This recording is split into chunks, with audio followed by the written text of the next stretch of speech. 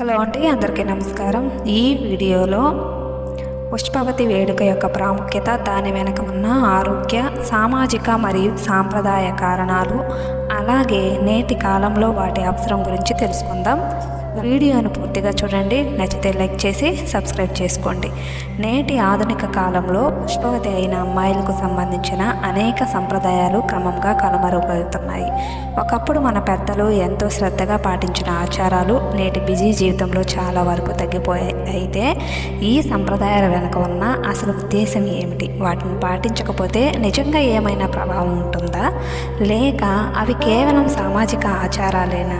ఈ వీడియోలో పుష్పవతి వేడుక యొక్క ప్రాముఖ్యత, దాని వెనుక ఉన్న ఆరోగ్యం, సామాజిక మరియు సాంప్రదాయ కారణాలు, అలాగే నేటి కాలంలో వాటి అవసరం గురించి తెలుసుకుందాం. ఏదో ఒకరోజు పుష్పవతి అవుతుంది కాబట్టి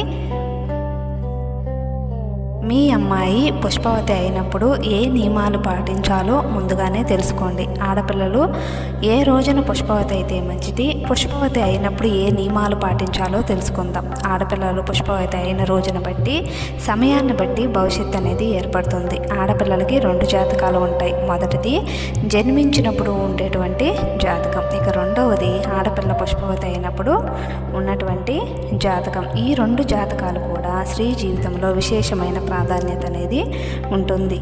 చెడు గడియల్లో అమ్మాయి పుష్పవతి అయితే పండితులను సంప్రదించి వారి సూచనల మేరకు శివాలయంలో శాంతి చేయించాలి. సొంత ఇంట్లోనే ఆడపిల్లల పుష్పవతి అయితే అది చాలా మంచిది. బయటకు వెళ్ళినప్పుడు కానీ, వేరే వాళ్ళ ఇంట్లో కానీ ఆడపిల్ల పుష్పవతి అయితే అది అశుభంగా పరిగణిస్తారు. నల్లటి బట్టల మీద ఆడపిల్ల పుష్పవతి అయితే దరిద్రంగా భావిస్తారు. ఆ అమ్మాయి జాతకంలో దురదృష్టం అనేది వెంటాడుతుంది. అదే ఎర్రటి వస్త్రాలు కానీ లేదా తెలుపు వస్త్రాల మీద కానీ ఆడపిల్ల పుష్పవతి అయితే అది చాలా శుభసూచకం. గ్రహణ సమయంలో ఆడపిల్లల పుష్పవతి అయితే తప్పకుండా శాంతి చేయించుకోవాలి. పుష్పవతి అయిన సమయాన్ని బట్టి కూడా మీ అమ్మాయి భవిష్యత్తు అనేది ఉంటుంది.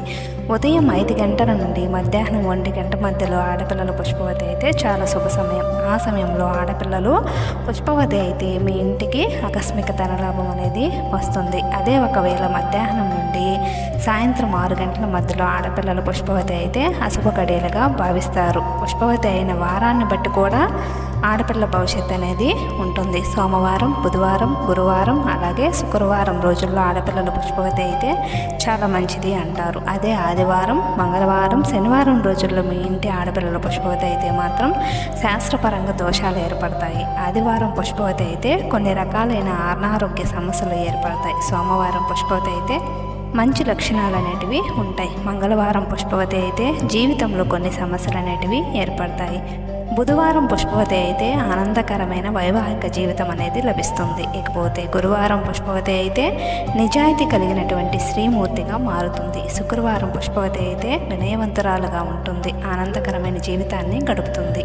శనివారం పుష్పవతి అయితే చెడు మాటలకు అలవాటు పడుతుంది. మీ అమ్మాయి పుష్పవతి అవ్వగానే ముందుగా పండితులను సంపాదించి ఒక మంచి శుభముహూర్తం కనుక్కొని ఏ సమయంలో మీ అమ్మాయిని కూర్చోబెట్టాలో తెలుసుకోండి. వర్జ్యం లేకుండా ఒక మంచి సమయం చూసి పుష్పవతి అయిన ఆడపిల్లని కూర్చోబెట్టాలి. అమ్మాయిని కూర్చోబెట్టేటప్పుడు ముందుగా మీ ఇల్లంతా శుభ్రం చేసి నేలపై ఒక చాప వేసి ఆ చాప మీద పచ్చని తాటాకులు కానీ కొబ్బరాకులు కానీ వేయాలి. ఈ విధంగా చాప మీద తాటాకులు వేసేటప్పుడు తప్పకుండా 5 ముత్తైదులను పిలిచి వాళ్ళ చేత తాటాకులను చాప మీద వేయించాలి. తర్వాత ఆ తాటాకుల మీద ఒక తెల్లటి వస్త్రాన్ని వేయాలి. తాటాకుల చివరిలో 4 వైపులా ఎండు కొబ్బరి చిప్పలను పెట్టి అందులో నానబెట్టిన శనగలు, అక్షింతలు, అలాగే పూలు వేయాలి. అలాగే తాటాకుల మీద 5 చిమ్మిరి లడ్డులను వేయాలి. పుష్పవతి అయిన ఆడపిల్ల ముఖానికి నిండుగా పసుపు రాసి పొడుగు బట్ట పెట్టాలి. గుండ్రంగా ఉండే బొట్టును మాత్రం అస్సలు పెట్టకూడదు. తెలుపు రంగు ఓణిని కట్టి తాటాకుల మధ్యలో అమ్మాయిని కూర్చోబెట్టాలి. ఆడపిల్లను కూర్చోబెట్టేటప్పుడు తూర్పు ముఖంగా కూర్చోబెట్టాలి. అమ్మాయిని కూర్చోబెట్టేటప్పుడు 5 ముత్తైదువులు కలిసి అమ్మాయిని కూర్చోబెట్టి కుంకుమ బొట్టు పెట్టాలి. తర్వాత పుష్పవతి అయిన అమ్మాయికి 3 చిప్పల నిండా నెయ్యిని తాగించి చిమ్మిరి లడ్డూను తినిపించాలి. అమ్మాయికి హారతిచ్చి అక్షింతలు వేయాలి. హారతిచ్చేటప్పుడు మంగళకరమైన పాటలు పాడాలి. చివరగా మీ ఇంటికి వచ్చిన ముత్తైదువులకు తాంబూలాలు ఇచ్చి పంపించాలి. పుష్పవతి అయిన మొదటి 3 రోజులు పులగన్నం తినిపించాలి. కత్తి మతితో తిరిగిన పదార్థాలను అస్సలు తినకూడదు. అరటిపండ్లు మాత్రం అస్సలు తినకూడదు. పుష్పవతి అయిన సమయంలో ఏ వస్తువునైనా సరే ఆడపిల్లల చేతుల్లో గిల్లకూడదు. పుష్పవతి అయిన మొదటి 3 రోజు ఆడపిల్లని ఎవరిని తాకకూడదు. పగటిపూట నిద్రపోకూడదు. కారంగా ఉండే ఆహార పదార్థాలు అస్సలు తినకూడదు. 4వ రోజున అమ్మాయికి స్నానం చేయించి ముత్తైదులను పిలిచి భోజనాలు పెట్టాలి. భోజనాల్లో తప్పనిసరిగా ఒక పులుసు కూర, ఒక పచ్చడి, ఒక స్వీట్, పప్పు, బచ్చల కూర, అట్లు ఉండేలా చూడాలి. భోజనం తర్వాత ముత్తైదులకి తాంబూలం ఇవ్వాలి. మీ అమ్మాయి పుష్పవతి అయినప్పుడు ఏదైనా గుడి ముందున్న పేదవాళ్ళకు చిమ్మిరి లడ్డూలు దానం చేస్తే చాలా మంచిది. 11వ రోజున అమ్మాయిలకి గాజులు వేసి బంధువులను పిలిచి భోజనాలు పెట్టాలి. మొదటిసారి పుష్పవతి అయిన తర్వాత మరలా 2 సార్లు నెలసరి వచ్చేంత వరకు ఊరు పొలిమేరను దాటకూడదు. అలాగే 3 నెలల పాటు మాంసాహారం కూడా తినకూడదు.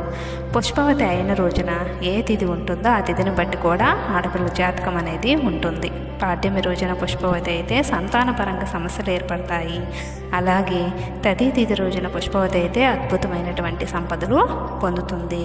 నిండు నూరేళ్ళు సౌభాగ్యతగా ఉంటుంది. అలాగే దశమి రోజు పుష్పవతి అయితే సుఖ సంతోషాలు పొందుతుంది. ఏకాదశి రోజున పుష్పవతి అయితే మంచి బుద్ధి కలిగి ఉంటుంది. ద్వాదశి రోజున పుష్పవతి అయితే చాడీలు చెప్పే లక్షణం అనేది ఏర్పడుతుంది. త్రయోదశి రోజున పుష్పవతి అయితే ఉల్లాసవంతురాలుగా ఉంటుంది. పౌర్ణమి రోజున పుష్పవతి అయితే సిరి సంపదలతో జీవిస్తుంది. అమావాస్య రోజున పుష్పవతి అయితే సాధారణ జీవితం ఉంటుంది. ఈ వీడియో కానీ మీకు నచ్చినట్లయితే మన ఛానల్ని సబ్స్క్రైబ్ చేసుకోండి. మరిన్ని ఆధ్యాత్మిక వీడియోల కోసం పక్కనే ఉన్నటువంటి బెల్ ఐకాన్ని ప్రెస్ చేసుకోండి. ధన్యవాదములు.